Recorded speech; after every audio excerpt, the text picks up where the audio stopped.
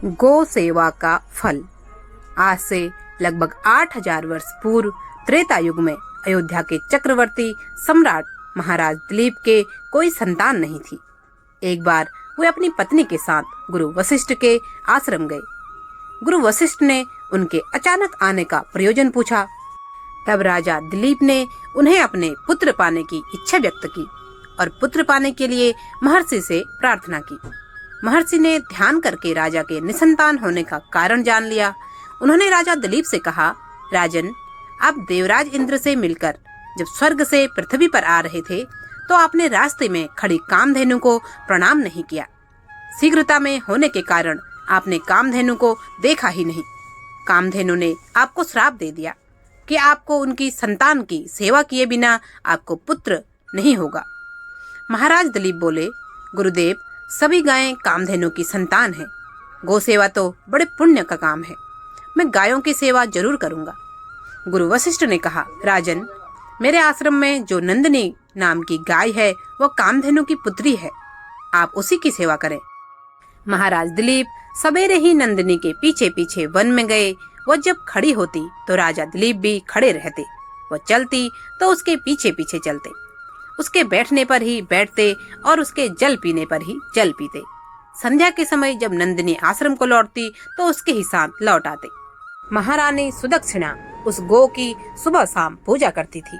इस तरह से महाराज दिलीप ने लगातार 1 महीने तक नंदिनी की सेवा की। सेवा करते हुए 1 महीना पूरा हो रहा था। उसी दिन महाराज वन में कुछ सुंदर पुष्पों को देखने लगे और इतने में नंदिनी आगे चली गई। 2-4 क्षण में ही उस गाय के रम्हाने की बड़ी करुण ध्वनि सुनाई पड़ी। महाराज जब दौड़कर वहां पहुंचे तो देखते हैं कि उस झरने के पास एक विशालकाय शेर उस सुंदर गाय को दबोच बैठा है। शेर को मारकर गाय को छुड़ाने के लिए राजा दिलीप ने धनुष उठाया और तरकस से बाण निकालने लगे तो उनका हाथ तरकस से ही चिपक गया। आश्चर्य में पड़े राजा दिलीप से उस विशाल शेर ने मनुष्य की आवाज में कहा, राजन, मैं कोई साधारण शेर नहीं हूँ। मैं भगवान शिव का सेवक हूँ। अब आप लौट जाइए। मैं भूखा हूँ। मैं इसे खाकर अपनी भूख मिटाऊंगा। महाराज दिलीप बड़ी नम्रता से बोले, आप भगवान शिव के सेवक हैं, इसलिए मैं आपको प्रणाम करता हूँ। आपने जब कृपा करके अपना परिचय दे दिया है तो आप इतनी कृपा और कीजिए कि आप इस गौ को छोड़ दीजिए, और अगर आपको अपनी सुधा मिटानी है तो मुझे अपना ग्रास बना लीजिए। उस शेर ने महाराज को बहुत समझाया, लेकिन राजा दिलीप नहीं माने और अंततः अपने दोनों हाथ जोड़कर शेर के समीप यह सोचकर नतमस्तक हो गए कि शेर उनको अभी कुछ ही क्षणों में अपना ग्रास बना लेगा। तभी नंदिनी ने मनुष्य की आवाज में कहा, महाराज, आप उठ जाइए। यहाँ कोई शेर नहीं है।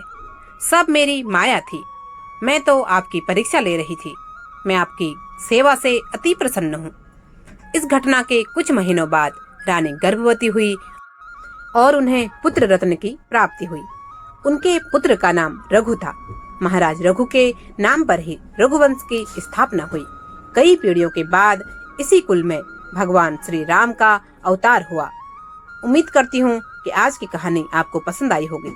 कहानी पसंद आए तो कृपया एक लाइक जरूर करें। चैनल पर नए हैं तो सब्सक्राइब करें और कमेंट बॉक्स में जय श्री राम अवश्य लिखें। आपका बहुत बहुत धन्यवाद।